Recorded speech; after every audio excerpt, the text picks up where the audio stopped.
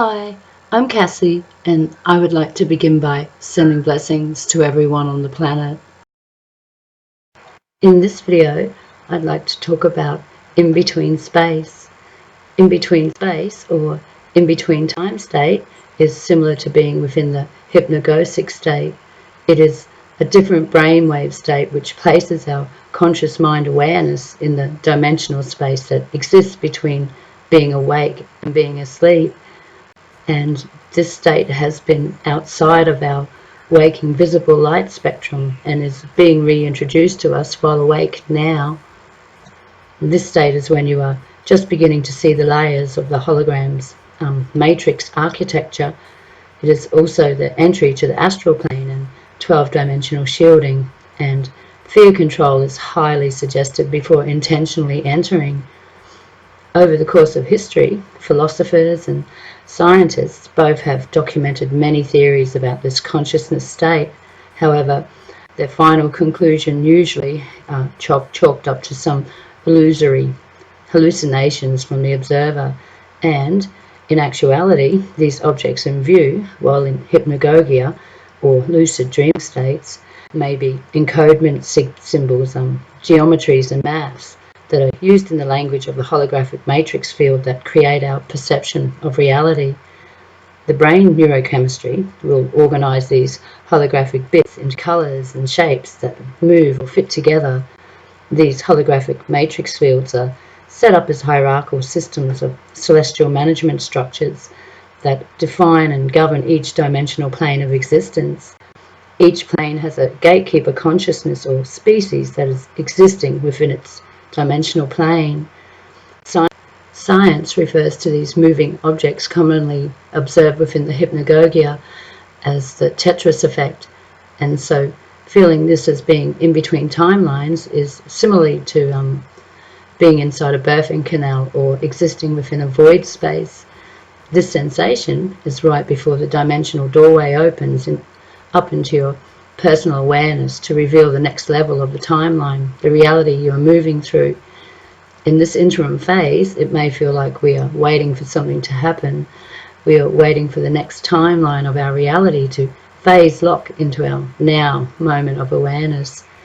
Until that timeline comes into our direct view, we cannot see it or sense it, and we may feel disconnected or in suspension from the sense of moving forward in our day-to-day reality. So what does it feel like to go into the void? With the end of this phase, we have in essence entered into a new reality, the one that we have been working to create for many years. And when we have a shift at this level of completion into a higher dimension, it creates distortions in the loop of how we experience time and space. And as we integrate those new energies into density, we can feel very much like we have gone into the void. And so you may have guessed this can create some feelings of discomfort and confusion as the mind grasps to understand the logic behind why things that have worked in the past are no longer working or feeling right in your life now. It has a quality of feeling as if your life is in suspension until further action or information is presented. There is a stagnant feeling that you are waiting for that information or instruction so that you can really get moving forward with your life. Possibly there is some guilt that what you are doing is not enough, or you are not being as productive as you think you should be, and this creates mental confusion, and you may start to question if you made a wrong turn somewhere or missed a blaring signpost in your life. For many of us, the answer is relax. You are right on schedule, and there is no place to be except where you are. You have gone into the void. And the void is the place where our old reality and our former work dissolves in order to make way for the new. As we enter this period into the void, spend some time imagining and feeling what it is your heart desires and what feels really joyful to you. Think and dream about what you want to create and bring more into your life. It is extremely important to focus on what you do want rather than what you don't want.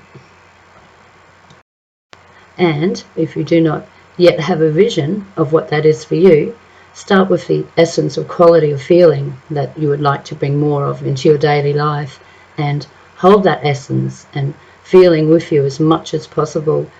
Share your vision with your guides. Ask them to show you how to implement it, and then sit back and wait for the signs.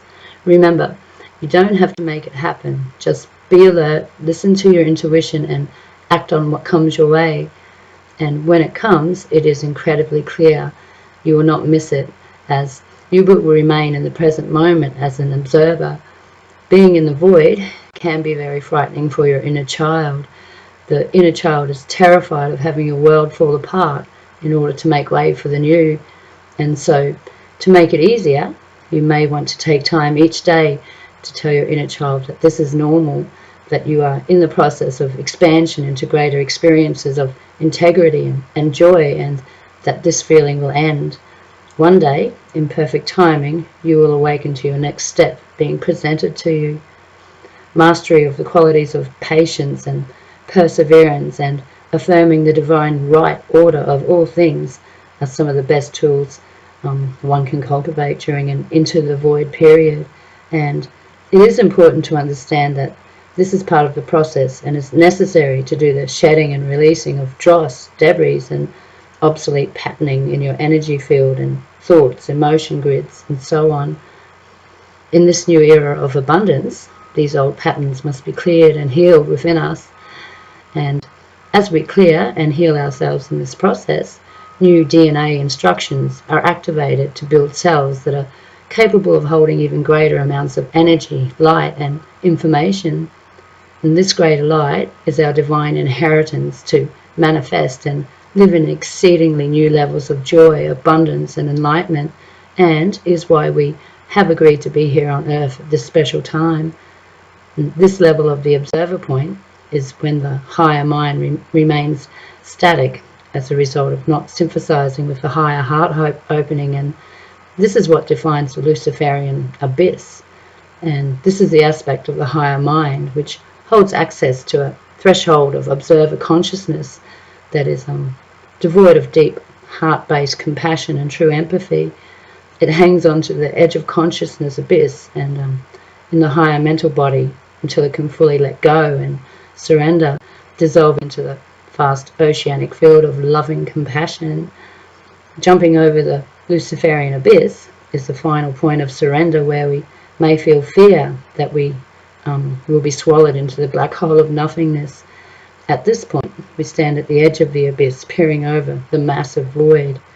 And so we must surrender to our Creator, God, fully in order to make the leap of faith and jump over to the other side into the loving arms of our Mother.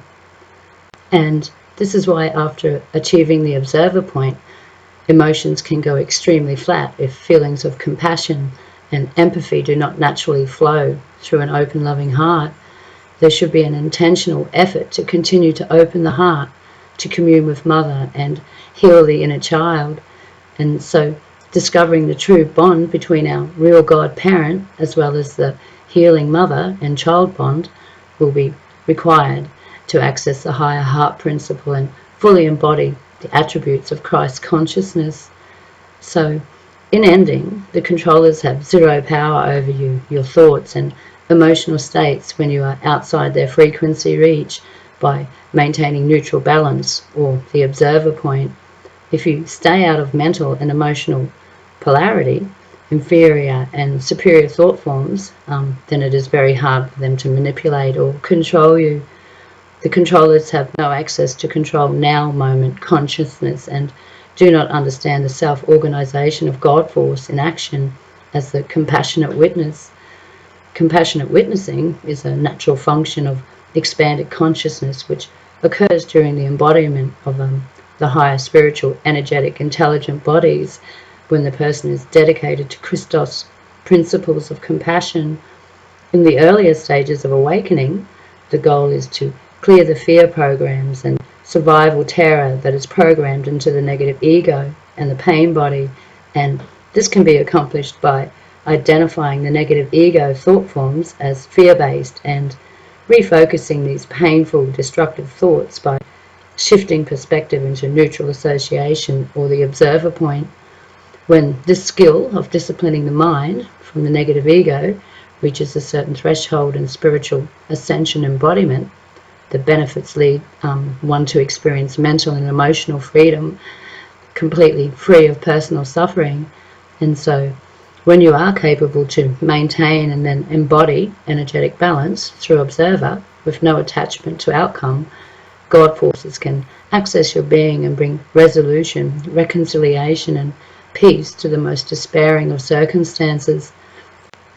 Always remember, fear closes the door to God force, while holding the inner balance of peace and love opens it. Thank you for taking the time to watch this video.